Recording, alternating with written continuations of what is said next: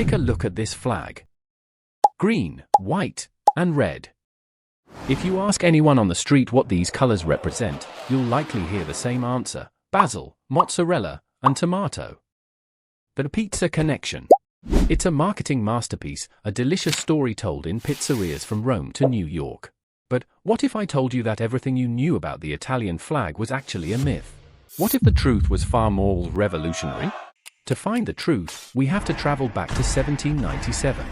Long before Italy was a unified nation, it was a jigsaw puzzle of small states and foreign-controlled kingdoms.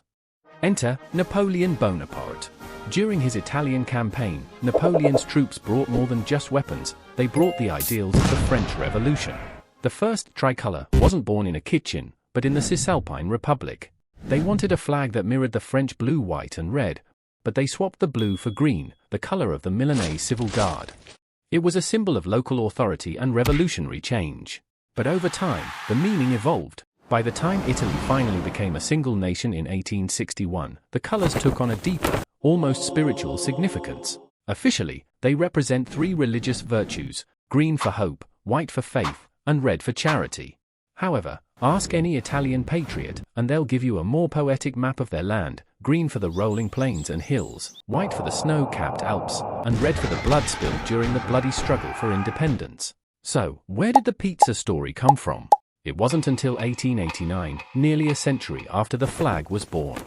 A chef named Raffaele Esposito created a pizza to honor Queen Margherita of Savoy. He used the flag's colors as a tribute to the newly unified Italy. The pizza didn't inspire the flag inspired the pizza.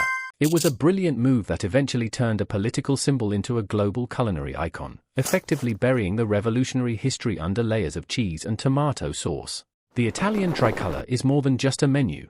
It's a map of a nation's soul, born from revolution, solidified by sacrifice, and eventually celebrated through its food. So, next time you see these colors, remember you're not just looking at a tribute to a Margherita. You're looking at the history of a people who fought to be free. It's not just a flag, it's Italy.